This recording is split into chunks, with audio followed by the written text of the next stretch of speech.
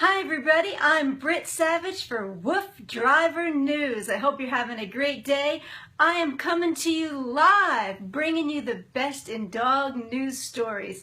All fun stuff from all over the internet, all over the world, coming to you from my house to wherever you are, on your computer, on your iPad, on your tablet, on your phone, wherever you are. You can watch us live, you can interact with us, or you can watch us a little later. But I love it when you watch us live because we love hearing from you. When you sign on, I would love to have you just say hi and where you're from so I can figure out who you are. Hey Bill, how are you doing? I see you. But right now, let's get started because I have a whole bunch of really fun stories coming up. But this first one is really cool. Well, it's kind of weird, but you know, with beauty pageants, a lot of times there's a lot of drama. You might have heard recently that there was some drama in Texas where the woman who was crowned, they're taking her crown away, or at least they're fighting to do it because she kind of came out that she had a police record and she was married before. But that pales in comparison to this next story. This story is about a lovely, it's sort of like a contest winner, but it was the world's ugliest dog contest, and there's a little bit of drama going on, but let me tell you a little bit more. But before I do, I want to say hi to everybody. Hi, Sadie. There's Sadie from Utah. Carly, how are you doing from Wisconsin? Great to see you. WooFDriver, hi, Britt. Hello there. Donna from Florida. Wow, we have people from all over. I hope you're having a great weekend. Maybe you have a couple of days off or at least one day off this weekend. That would be cool. But let me get to this first story about the world's ugliest dog. First, I want to show you a picture. I don't think this dog is ugly at all, but I want to show you a picture. There you go. Oh, can you see the glare? Oops. Well, it's a lovely little doggy. This is her owner. I'll tell more about that. Look at that, holding that little doggy. Hello.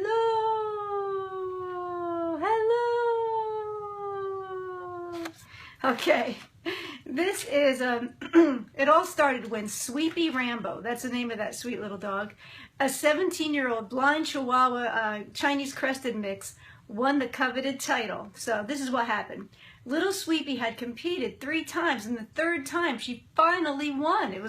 Everything was going great. Everything was just wonderful. Her owner, speaking with the New York Times, said this after the victory, so he's all excited. He says, Jason Wirtz said the 4-pound dog was a gift to his ex-wife.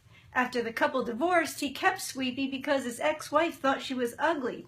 He gushed about her baby, soft, freckled skin and the legendary blonde mohawk. That's about the dog, not the ex-wife. Then, one of the judges, okay, this guy, Neil Gottlieb, if that name sounds familiar, it's because on this year's Survivor reality TV show, okay, I do watch that, he was a contestant, but on this he was, I don't know how they get the judge for the ugliest dog contest, but he was chosen to be one of the judges. He tweeted after the competition and he said, oh, well, she got extra points for an oozing sore. Let me say hi to these people. Anne from North Carolina. Oh, Sadie, you're so funny. We love them, Chinese crested. I know, they are so cute. But what happened was his owner, her owner, Sweepy Rambo, his owner was so excited and saying all these wonderful things about the dog and how he loved the dog so much. Meanwhile, the judge from the Survivor TV show tweeted that, oh, she got extra points because she had a festering sore. So then what happens is all these people start tweeting and saying, well, a dog with like a sore on his leg shouldn't win a contest. I mean, that's awful. Why didn't he bring it to the vet? He shouldn't be competing. Meanwhile, the dog owner is saying, I don't know what you're talking about. My dog doesn't have any sores. So it was like a really weird situation. Then another person who wasn't even the owner wrote into a paper and started complaining, like, why are you saying my dog has sores? Then when they tracked down the original owner, he goes, well, that wasn't me, but I agree with it. You can call my dog hairless. You can say my dog has freckles and that the tongue hangs out and then it has a little bit of a mohawk, but the dog does not have any kind of sores. So they got to the bottom of this. It's kind of, Jason Wirt says, Sweepy won fair and square with no unsightly oozing sores. What they found out was there was another dog. Now this dog was named Icky. Icky has canine acne. So although he didn't really have, I'm not sure if Icky is a boy or a girl, but Icky had bumps, but they weren't really festering sores. But that was not Sweepy Rambo. Sweepy Rambo, if you're wondering, has no sores, just freckles. So we got to the bottom of this, and the wacky thing that I have to tell you, because I did watch Survivor this season, is this guy, Neil Gottlieb, he actually got kicked off the show this season because he had an oozing sore. He got an infection, and the medics had to come in the middle of the competition and toss the guy off the show. So he may be obsessed with festering sores, but they were not on sweet little Sweepy Rambo. Had no sores. I wanted to get to the bottom of that. Hey, Lois. Salto, Maryland. Coming from Salto, Maryland. That is so cool. I don't know if I've ever heard the name Lois. That is beautiful. Audrey, how you doing from Cape Coral, Florida?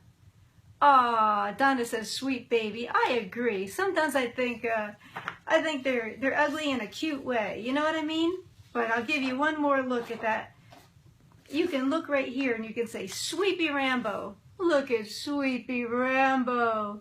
Says hello. Hello. Happy 4th of July. Yeah, I've gone a little loony. Here you go. Here in the States, most people just like to go to coffee houses. I'm not going to mention any places, but just go there and have some overpriced coffee and have a good time and relax. But in Japan, they have a new coffee house that I have to tell you about. It's called the Dog Salon Living Room, and this is a place where you can go, have a cup of coffee, and play with 11 pugs. I have to show you a picture. This is really great. Look at this. So you go to this coffee shop, and you pay, they said 500 yen, which is just under $5 American. But I don't know if you can see these guys. Look at them. Hello. Oh, the little pugs hanging out, and you can hug them and, you know, do whatever you want. But it's funny. It's 500 yen, or if you do, that's for 1 hour of pug playing and also some coffee or whatever your beverage may be. And they sell snacks too, and they have snacks for the dogs you can do. But if you do twice that, then it's unlimited beverages and unlimited pug playing. But I'm thinking like on your like 5th cappuccino, you're probably like, play with me, pug, come here, I want to play. You know, you're probably going a little crazy. The dogs are like tearing away from you, like, you know, cut that guy off right there. But it sounds like fun. And in finding out about the story and reading a little bit more, I've been to Japan several times and I love it there. But it's pretty quirky, and that's what we love about them. But they also have a lot of cat cafes where you go and have a drink and, you know, hang out with the cats. But they have something else called an owl cafe. You got to see this picture where you go and there are a bunch of owls and you just sit there, have coffee. Look at this woman just talking to an owl. Wouldn't that be cool? I don't know. I tell you, I thought they would bite you or scratch you with their little nails, but evidently not. You just hang out with the owls. Would you do that? Would you go to a pug? I think I would like, there's something about pugs you just want to hug. So you kind of have a mug, sitting with the pugs, getting a hug. Yeah, I'm losing it. But I think it'd be fun. Would you go? I don't know, $5. It's worth $5 to go hug 11 pugs, right? Where are you going to do that? So we have all these people saying hello.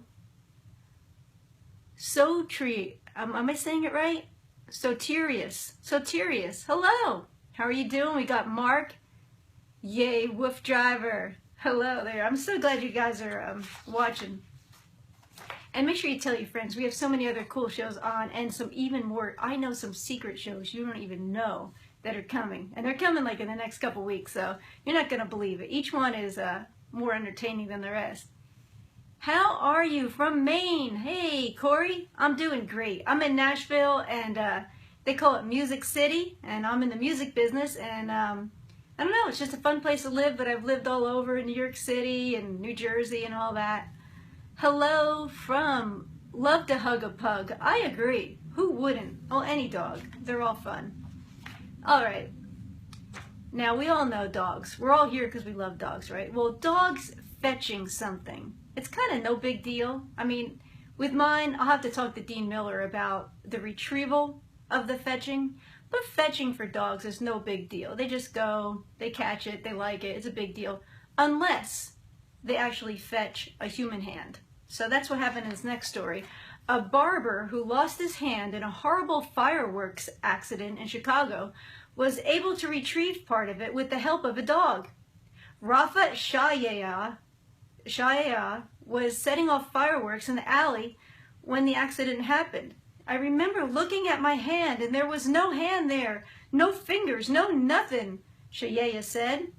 Paramedics were able to locate 2 of his fingers in the alley and he put them on ice. But hours after the incident, the majority of Shayaya's hand was still missing until his neighbor, Cherry Steiger, let her dog out in the yard and her dog came back with his hand in his mouth.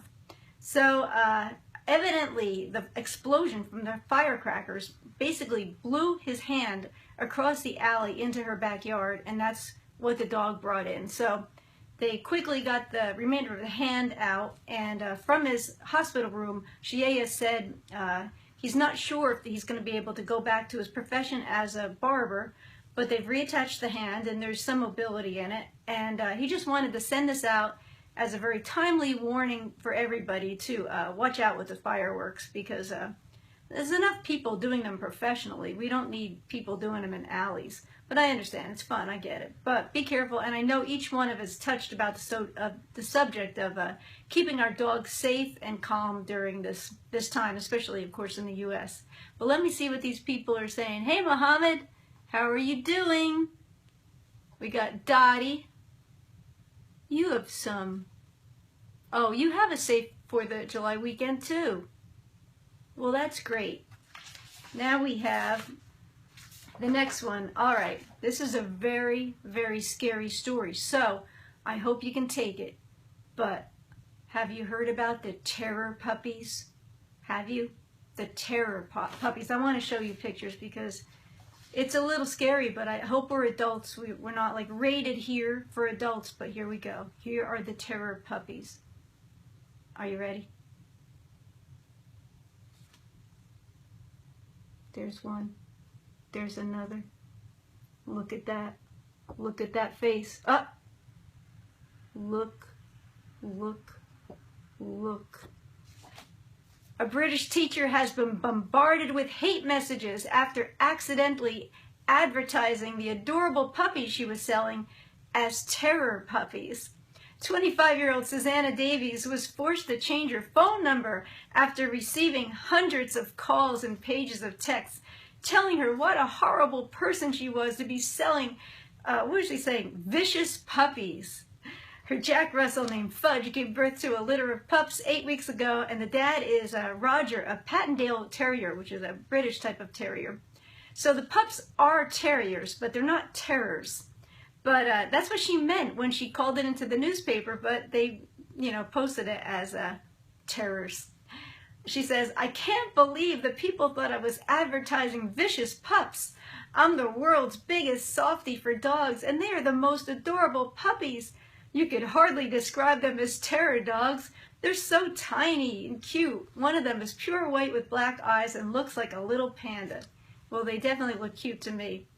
She said it was pretty horrifying when all these texts started coming in and she's getting these awful phone messages, but now she's kind of laughing about it because it is kind of funny. Terror puppies, but I hope it didn't scare you. I don't want to scare you at all. Dottie. Mohammed, how are you doing? Good to see you.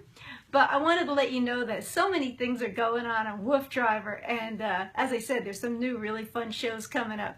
But make sure this week especially to not miss any of them, because we have some brand new ones and a lot of cool things happening.